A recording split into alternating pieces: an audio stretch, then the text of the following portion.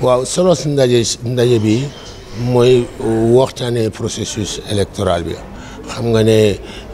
fan yële passé la ñuy jógee ci dissolution assemblée nationale bi ñu teg ci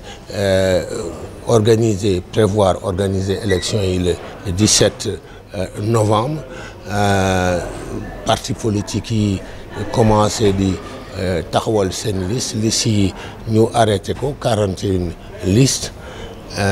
xam nga loolu yëpp nag dañ ko def ci contexte bi nga xam ne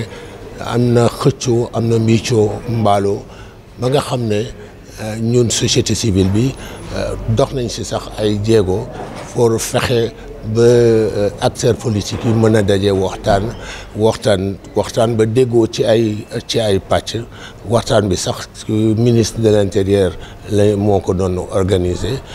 loolu ñun dox nañ ci suñu wàll léegi comme loolu wees na ba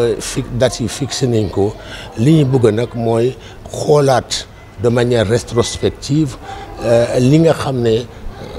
dox na ak li nga xam ne doxul ci processus électoral bi notamment ci régime juridique bi nga xam ne mooy encadrer processus électoral bi pour xool lan lañ ci mën a soppi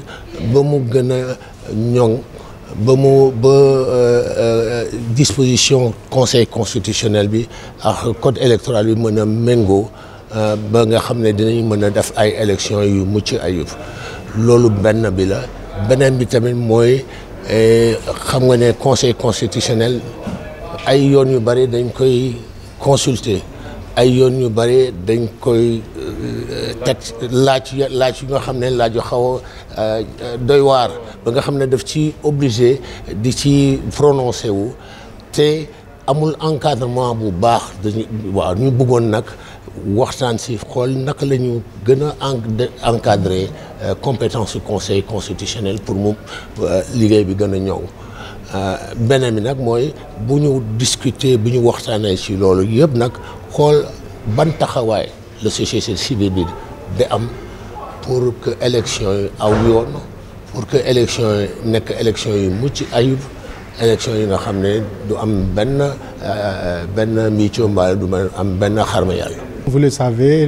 notre organisation, le NDI, bénéficie d'un financement de l'USAID pour accompagner particulièrement la société civile dans son appui aux élections, notamment au cycle électoral, depuis les locales, les législatives de 2022 et la présidentielle de 2024. Donc c'est dans la même suite, c'est dans la même suite que nous appuyons la société civile pour ces élections anticipées. Et notre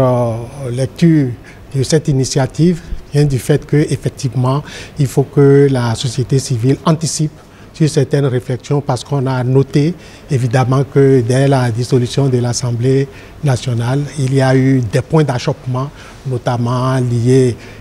disons,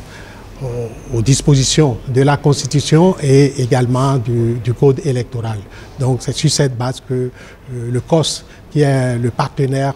du NDI, disons, s'est rapproché de nous pour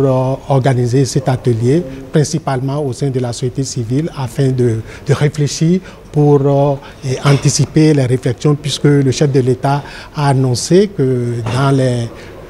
jours à venir, qui devait avoir une concertation de la société civile, une concertation nationale sur le système électoral sénégalais. Donc, c'est sûr et certain que les réflexions qui sortiront d'ici seront versées effectivement dans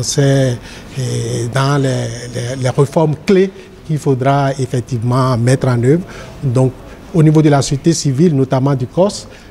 un document est en cours de préparation qui est appelé le livre blanc du renforcement du système électoral. Donc nous avons trouvé que c'est une bonne initiative pour permettre, disons, d'améliorer le système électoral sénégalais. C'est ça qui a fait notre aspect. Mais les élections sont partout pareilles, dans presque tous les pays. Les élections génèrent toujours les tensions et c'est le peuple, effectivement, qui décide. Donc il n'y a pas une appréciation particulière. C'est de dire que la démocratie sénégalaise est vivante et c'est d'ailleurs ce qui fait notre, disons, plaisir d'être associé à ces périodes électorales.